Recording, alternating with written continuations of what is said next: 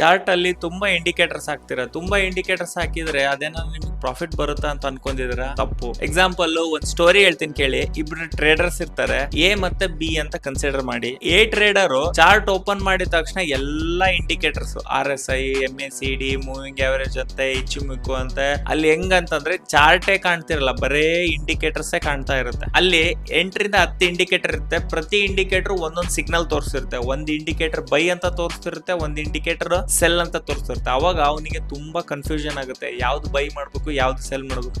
ಆ ಕನ್ಫ್ಯೂಷನ್ ಇಂದಾನೆ ಅವ್ರ ಲಾಸ್ ಕ್ರಿಯೇಟ್ ಆಗಕ್ ಶುರು ಆಗುತ್ತೆ. ಅದೇ ಬಿ ಟ್ರೇಡರ್ ಕಂಪ್ಲೀಟ್ಲಿ ಬೇರ್ ಚಾರ್ಟ್ ಅಂದ್ರೆ ನೇಕೆಡ್ ಚಾರ್ಟ್ ಆಗಿಟ್ಟಿರ್ತಾರೆ. ಏನು ಒಂದ್ರಿಲ್ಲ 2 ಇಂಡಿಕೇಟರ್ ಯೂಸ್ ಮಾಡ್ಕೊಂಡು ಅವ್ನು ಟ್ರೇಡ್ ಮಾಡ್ತಿರ್ತಾನೆ. ಸಪೋರ್ಟ್, ರೆಸಿಸ್ಟೆನ್ಸ್, ಮಾರ್ಕೆಟ್ ಸ್ಟ್ರಕ್ಚರ್ ಹಾಕಿ ಅದನ್ನೆಲ್ಲ ನೋಡಿ ಪ್ರೈಸ್ ಆಕ್ಷನ್ ಮೂವ್ಮೆಂಟ್ ಇಂದ ಅವನು ಟ್ರೇಡ್ ಮಾಡಕ್ಕೆ ಶುರು ಮಾಡ್ತಾನೆ. ಅವ್ನ್ ಚಾರ್ಟ್ ಕ್ಲೀನ್ ಆಗಿರೋದ್ರಿಂದ ಡಿಸಿಷನ್ ಮೇಕಿಂಗ್ ತುಂಬಾ ಚೆನ್ನಾಗಿ ಮಾಡ್ತಾನೆ ಅಂಡ್ ರಿಸ್ಕ್ ಮ್ಯಾನೇಜ್ಮೆಂಟ್ ಕೂಡ ಫಾಲೋ ಮಾಡ್ತಾನೆ. ಎ ಟ್ರೇಡರ್ ಈ ಇಂಡಿಕೇಟರ್ ಇಂದ ಮತ್ತೊಂದು ಇಂಡಿಕೇಟರ್ ಅಂತ ಹುಡುಕ್ತಾ ಹೋಗ್ತಾ ಇದ್ದ ಒಂದ್ ಸ್ವಲ್ಪ ದಿನ ಆದ್ಮೇಲೆ. ಬಟ್ ಬಿ ಟ್ರೇಡರ್ ಕನ್ಸಿಸ್ಟೆನ್ಸಿ, ಅವನು 1-2 ಇಂಡಿಕೇಟರ್ ಯೂಸ್ ಮಾಡ್ಕೊಂಡು ಕನ್ಸಿಸ್ಟೆನ್ಸಿ ಅವನು ಪ್ರಾಫಿಟ್ ಮಾಡ್ತಾ ಇದ್ದ. ಒಂದ್ ಸತ್ಯ ನೆನ್ಪಿಟ್ಕೊಳ್ಳಿ, ಇಂಡಿಕೇಟರ್ ಪ್ರಿಡಿಕ್ಟ್ ಮಾಡೋದಿಲ್ಲ ಯಾವತ್ತು, ಅದು ಆಗಿರೋದನ್ನ ಅನಲೈಸ್ ಮಾಡಿ ತೋರಿಸ್ತಾ ಇರೋದು. ಹೆಚ್ಚು ಇಂಡಿಕೇಟರ್ ಯೂಸ್ ಮಾಡ್ತಿರೋದ್ರಿಂದ ಹೆಚ್ಚು ಕನ್ಫ್ಯೂಷನ್ ಆಗುತ್ತೆ. ಅದೇ ಕ್ಲೀನ್ ಚಾರ್ಟ್ ಯೂಸ್ ಮಾಡ್ಕೊಂಡ್ರೆ ಬೆಟರ್ ಡಿಸಿಷನ್ಸ್ ನೀವು ತಗೊಂತೀರಾ. Professional traders clean chart use ಮಾಡ್ತಾರೆ. ಯಾಕಂತಂದ್ರೆ ದುಡ್ಡು ಇಂಡಿಕೇಟರ್ ಅಲ್ಲಿ ಇಲ್ಲ, ದುಡ್ಡು ಡಿಸಿಪ್ಲಿನ್, ಕ್ಲೀನ್ ಡಿಸಿಷನ್ಸ್ ಅಲ್ಲಿ ಇರುತ್ತೆ. ಹಾಗಿದ್ರೆ ನಿಮ್ ಚಾರ್ಟ್ ಅಲ್ಲಿ ಎಷ್ಟು ಇಂಡಿಕೇಟರ್ ಯೂಸ್ ಮಾಡ್ತೀರಾ ಅಂತ ಕಮೆಂಟ್ ಸೆಕ್ಷನ್ ಕಮೆಂಟ್ ಮಾಡಿ ಹೇಳಿ.